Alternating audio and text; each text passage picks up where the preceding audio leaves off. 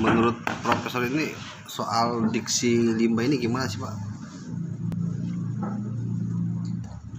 Ya, ini sebetulnya yang bisa memberikan tafsir dalam arti dia tidak menimbulkan interpretasi yang macam-macam, tentu saja mereka yang ahli di bahasa. Diksi limbah ini sepanjang yang saya baca dari pendapat para ahli harus dilihat dalam konteks secara keseluruhan, nggak bisa secara parsial gitu kan ya. Hanya istilah limbah itu saja yang kemudian dipelintir, Ya. kasarnya gitu, dipelintir. Harus dilihat dalam konteks apa istilah limbah itu dimunculkan. Itu satu. Yang kedua, apakah kemudian istilah limbah ini kalau tidak dikaitkan konteksnya apa, serta-merta itu kemudian menimbulkan kemarahan. Sepanjang yang saya dengar dari wawancara Pak Ketua Dewan pada media, yang saya ingat, jangan sampai kan menghasilkan limbah, jangan sampai, itu artinya sebuah himbauan. Waspada ya. Beda misalnya, kalau saya ketua, ketika saya menyampaikan pendapat di depan media, saya katakan bahwa institusi ini memproduksi limbah. Beda kan? Ya. Ini kan jangan sampai, nah, itu makanya beda. Nah cuman sekali lagi, karena istilah itu ensih yang ini tidak dilihat konteksnya, apakah konteks ini dalam rangka menuduh ataukah mengimbau. Itu satu. Karena itu saya kembalikan pada pendapat ahli bahasa. Yang saya sampaikan tadi itu dalam konteks yang saya dengar langsung wawancara itu, ketika saya dihadapkan oleh videonya, saya simak, serta-merta saya katakan, oh ini slip tongue, keceplosan ngomong, tapi tidak bernada atau tidak punya niat. Ketika itu, pada saat saya diputar itu, langsung reaksi saya, slip tongue, keselio lidah. Yang penting harus kita lihat ada niat. Kalau dalam bahasa hukum pidana itu ada mens rea, ada niat jahat nggak? Mestinya begitu caranya untuk memahami atau memaknai satu ucapan, apalagi satu tindakan. Beda kalau misalnya antara orang yang mempunyai niat atau mens rea-nya jahat akan beda dibandingkan dengan tidak ada kesengajaan. Dua hal yang berbeda. Itu deh. Pak, kedatangan Bapak ke sini dalam sebagai apa gitu? Saat bagus. Begini, pertama saya diundang resmi oleh Ketua Dewan, ya. Ya tentu saja dalam kapasitas beliau sebagai Ketua DPRD, ex officio sebagai Ketua Banmus, kan gitu kan? Nah, karena saya diundang, saya datang. Nah, kemudian kedatangan saya nampaknya menimbulkan perbedaan pendapat di antara anggota yang hadir tadi. Ada yang tidak memperhatikan, ada yang mempertanyakan. Kalau ini katanya, kalau ini Banmus yang merupakan alat lengkap dewan, sifatnya internal. Apalagi tadi awalnya Ketua mengatakan bahwa sidang itu terbuka di umum, sehingga kalian hadir kan? Kemudian diprotes, akhirnya diralat, tutup, sehingga media keluar kan? Nah saya tetap di situ, mestinya kan saya juga harus keluar kan gitu. Ya karena saya diundang, saya menghargai dulu.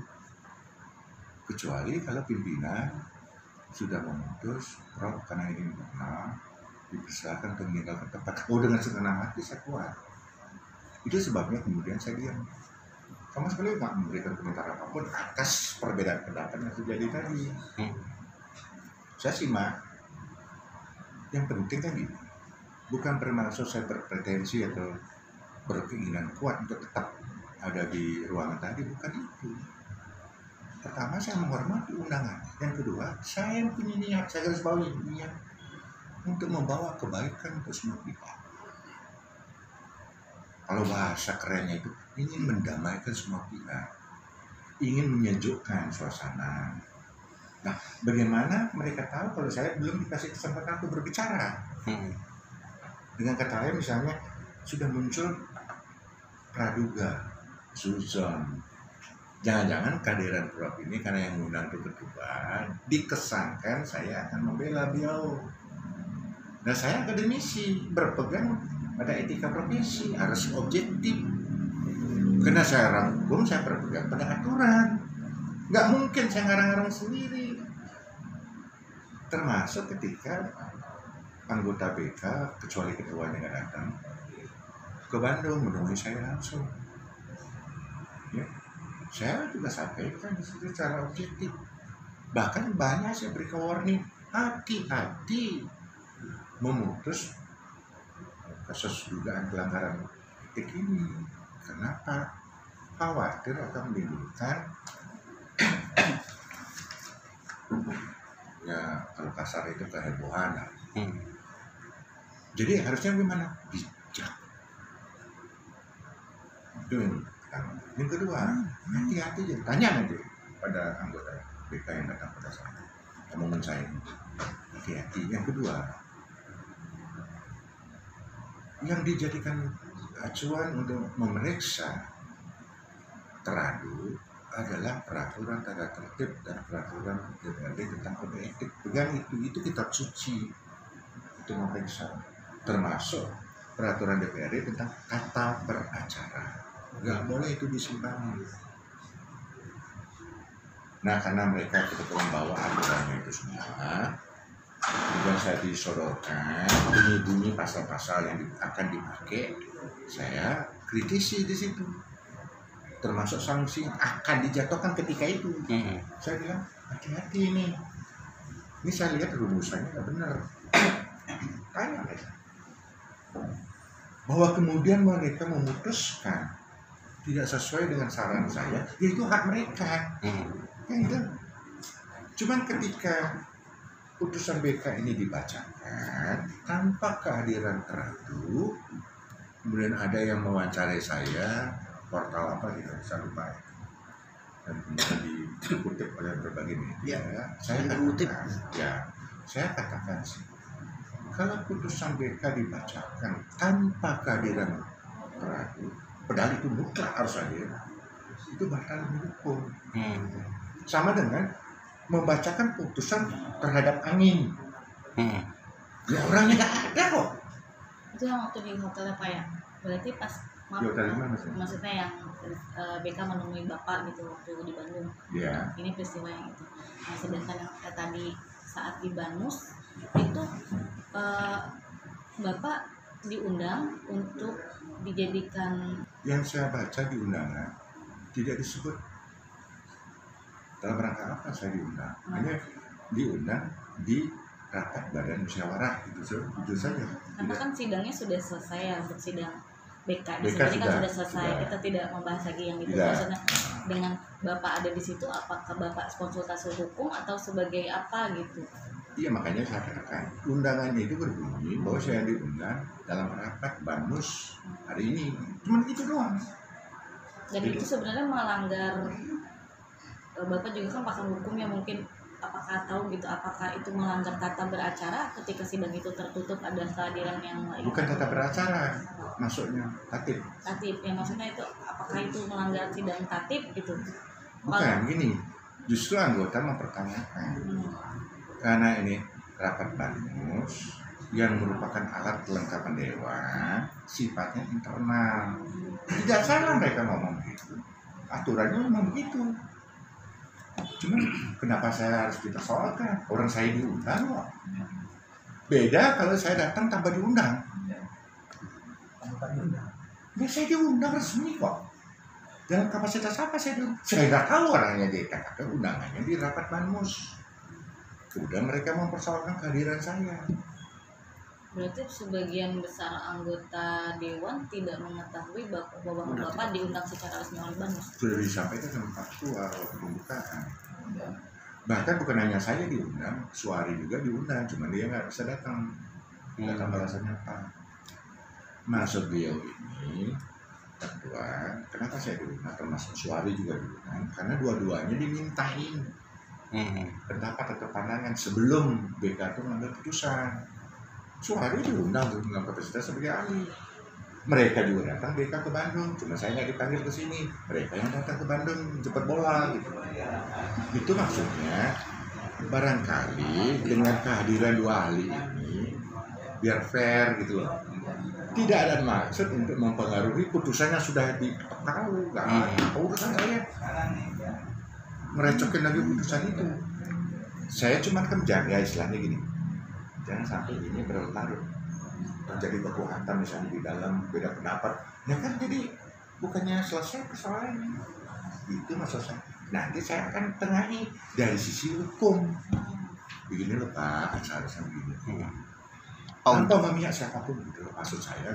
Nanti ternyata mereka mempersoalkan, ya saya mau ngomong apa? Makanya tadi saya bilang sama Pak Ketua, Pak, tanpa mengurangi hormat saya, Bapak sudah mengundang saya. Daripada kehadiran saya menimbulkan perbedaan, mendingan saya mengalah. Terus ini aja Pak, menurut Bapak kasus ini seperti apa sih? Dari pandangan hukum. Ini kan kembali pada substansi kasus ini kan pelanggaran etik. Harus dipahami dulu. Etik itu asal kata dari etika itu etik, itu artinya apa? Secara Latin ethos, itu maknanya pagar yang memagari. Ada binatang yang dipagari, makna awalnya gitu, dipagari. Kenapa dipagari? Ya namanya binatang kan bisa berkeliaran, bisa liar kesana kemari. Misalnya dia merecoki tetangganya atau makan tanaman yang ada di tetangganya, binatang. Karena itu makanya dibatasi. Nah, ini makna ini diadopsi dalam perilaku manusia. Dimanapun, termasuk anggota dewan. Jangan sampai dia berkelakuan, ucapan maupun tindakannya kayak binatang gitu maksudnya. Makanya dibatasi dengan apa? Kode etik. Itu loh. Akhirnya apa? Ini bukan persoalan hukum, ini persoalan etik. Bedakan dengan persoalan hukum. Kalau persoalan hukum, ini wilayahnya beda. Termasuk saya sudah kasih tahu BK, Anda jangan pernah merecoki atau memasuki wilayah bukan wewenang Anda. Misalnya pada anggota diproses secara hukum oleh polisi, oleh kejaksaan atau oleh KPK, Anda nggak bisa masuk karena itu wewenang penegak hukum. Saya udah beri warning kok. Karena ada wilayah etik, tentu saja acuannya apa? 1, tatib, 2, tata beracara, dan 3, kode etik. Nah sekarang ada pengadu. Pengadu ini siapa? Logikanya pengadu itu harus orang yang hak dan kepentingannya dirugikan. Akibat apa? Entah akibat ucapan, entah akibat perilaku. Nah ini harus diverifikasi, nggak bisa sembarang orang mengadu. Artinya apa? Orang yang mengadu ini memiliki legal standing itu tidak, ya itu makna hukumnya gitu. Artinya apa? Benar nggak Anda itu hak dan kepentingan Anda diganggu? Atau merasa terganggu atau merasa dirugikan? Harus dibuktikan. Buktinya apa? Harus jelas identitasnya. Kalau memang sudah ini oke, sudah tidak ada masalah, diverifikasi, baru lanjut pemeriksaan. Kalau ini tidak selesai, nggak bisa lanjut karena udah cacat. Itu loh. Waktu mereka datang, saya tanya siapa yang mengadu? Banyak loh, 70 orang. Kaget saya. Apa kepentingan 70 orang pengadu ini? Dari ucapannya Pak Ketua. Yang terkena atau yang merasa dirugikan oleh ucapan Pak Ketua siapa? Pondok pesantren. Ada mengadu nggak? Tuh. Gimana ceritanya dia mengadu? Yang lainnya tidak ada kepentingan.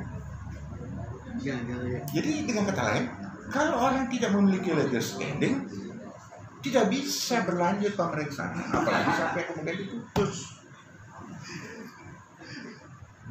Sama dengan, Anda pernah dengar kan, orang mengajukan gugatan, ada seperti sekarang yang lagi ramai, terbit undang-undang cipta kerja, banyak yang komplain, di antaranya buruh yang komplain.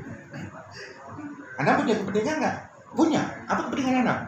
Ada pasal dalam undang-undang cipta kerja yang merugikan kepentingan buruh. Oh, dia bisa terbuktikan. Itu namanya orang memiliki kepentingan, legal standing namanya. Berarti kalau pengadu itu tidak harus mewakili dari sebuah lembaga, perorangan juga bisa ya? Bisa sepanjang misalnya dia mendapat kuasa. Nggak bisa mengatasnamakan, nggak bisa. Harus ada kuasa. Atau mungkin diri sendiri juga, misalnya secara pribadi orang itu bisa gitu mengadu. Kalau misalnya saya atas ucapan Pak Ketua ditujukan pada saya, berarti kepentingan. Harga diri saya dihina misalnya. Nah, saya berkepentingan mengadu karena saya dirugikan. Nggak bisa ini mengadu. Nggak bisa cuma hanya demonstrasi segala macam. Lah nggak iya bisa. itulah artinya gini. Patut dipertanyakan. Yang di demo itu apa? Sama dengan undang-undang cipta kerja, banyak ribuannya turun. Saya bisa tantang. Yang kalian demo itu apa? Wah, otak saya keriting kok membaca sebelum diketok palu oleh DPR RI yang namanya rancangan undang-undang cipta kerja yang begitu tebalnya. Saya kan diminta jadi narasumber. Otak saya keriting. Saya yakin kalian tuh yang demo tuh pasti belum pernah membaca. Yakin saya, bukan saya susun. Itu masalah omnibus law ya Pak ya. Nah ya itu maksud saya. Iya, sebenarnya. Jadi gini Pak, Ya. jadi menurut putusan BK sudah. Oke. Ada saran atau pendapat seperti apa gitu ya. Tadi kan sempat dikatakan kan harus bijak. Ya. Jadi tafsir bijak itu seperti apa sebelumnya? Gini, bijak tuh maknanya luas. Nah, istilah bijak ini bisa menimbulkan perdebatan kan? Kalau saya ngomong bijak, Ya. bijak tuh artinya tidak hanya bisa menggunakan ini atau ini saja, harus berimbang. Gunakan pikiran. Artinya apa? Ketika memeriksa orang, juga pakai ini, nggak bisa berat sebelah, nggak bisa berpihak, nggak bisa ujuk-ujuk. Saya udah suka sama ini, yang ini saya musuhi, nggak boleh.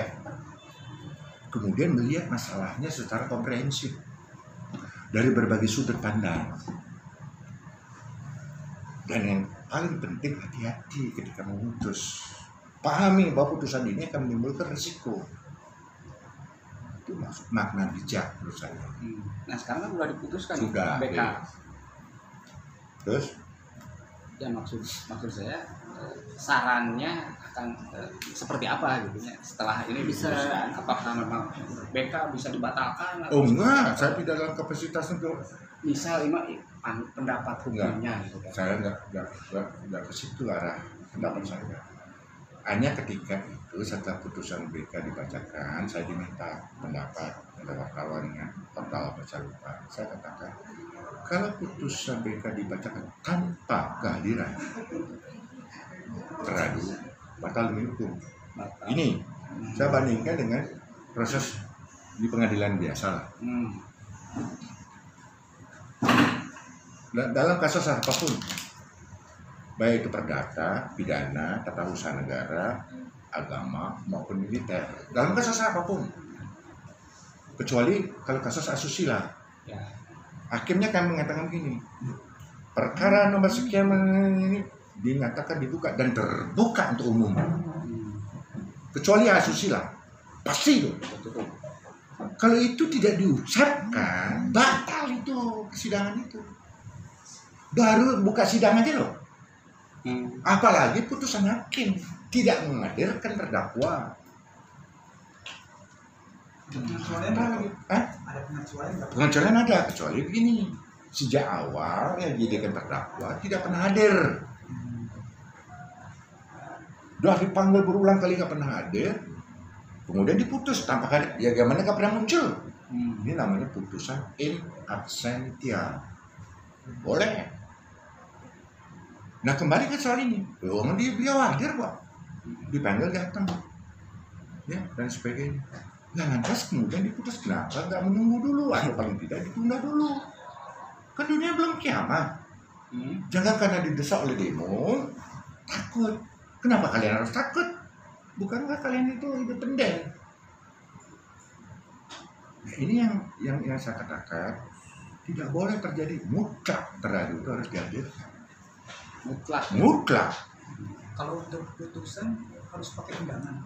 Lagi itu maksud saya diundang. Ini kan institusi resmi.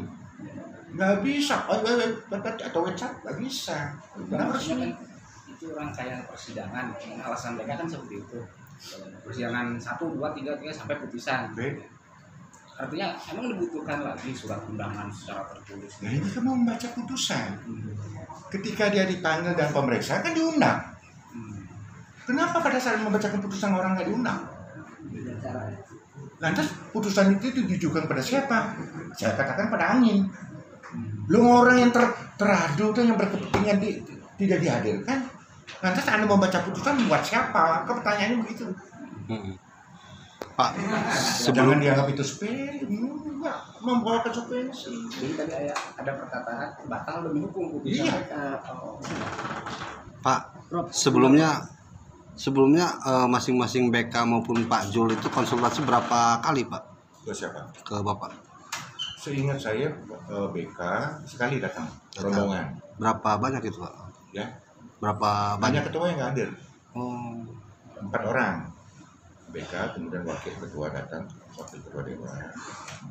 Ini sama ada beberapa pendamping banyak juga.